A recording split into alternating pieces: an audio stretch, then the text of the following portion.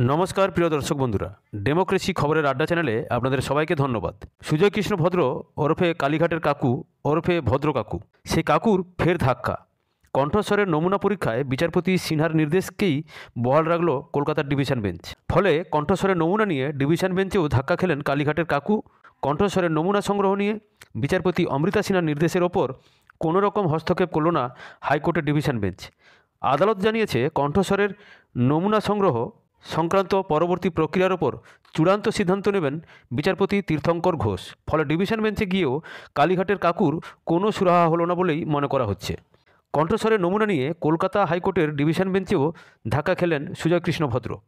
कण्ठस्वरेर नमूना टेस्ट करार परे जाते सेई नमूना एखोनी जाते व्यवहार करा ना हय सेइजন্য कालीघाटेर काकू आईनजीबी मार्फत डिविशन बेंचे आवेदन करेছিলেন। कण्ठस्वरेर नमूना संग्रह निये विचारपति अमृता सिन्हार निर्देशेर ओपर कोनो रकम हस्तक्षेपই करलेन ना विचारपति सौमेन सेनेर डिविशन बेंच। कण्ठस्वरेर नमूना संक्रांत परवर्ती प्रक्रियार ओपर चूड़ान्त सिद्धान्त नेবেন विचारपति तीर्थंकर घोष। फले डिविशन बेंचे गिয়েও कालीघाटेर काकुर कोनो सुराहा हलो ना बोलेई मने करा हच्छे। विगत कयेक मास धरे एसएसकेएम हस्पिटाले भर्ती रयेछेन कालीघाटेर काकू ओरफे सुजय कृष्ण भद्र।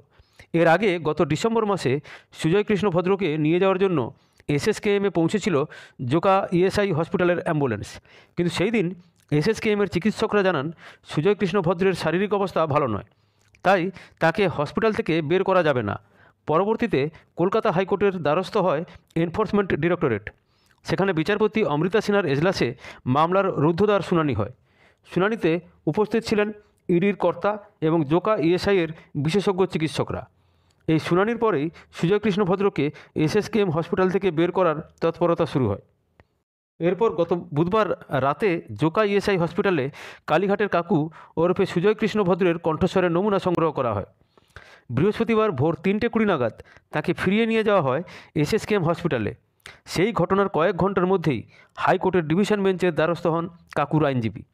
কাকুর কণ্ঠস্বরের নমুনা পরীক্ষাকে চ্যালেঞ্জ জানিয়ে তিনি ডিভিশন বেঞ্চে বলেন, সুজয় কৃষ্ণ ভদ্রকে মামলায় যুক্ত না করেই কণ্ঠস্বর পরীক্ষার নির্দেশ দেওয়া হয়েছে, যা দেওয়া যায় না।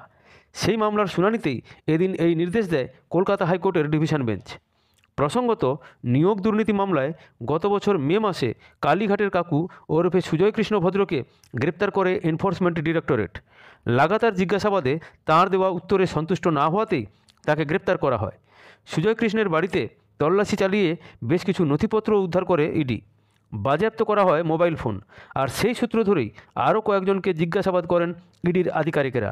তাদের বয়ানের প্রেক্ষিতেই জিজ্ঞাসাবাদ ও পরে গ্রেপ্তার করা হয় সুজয় কৃষ্ণকে। দীর্ঘদিন ধরেই তার কণ্ঠস্বরের নমুনা সংগ্রহ ও পরীক্ষা নিয়ে চর্চা চলছিল।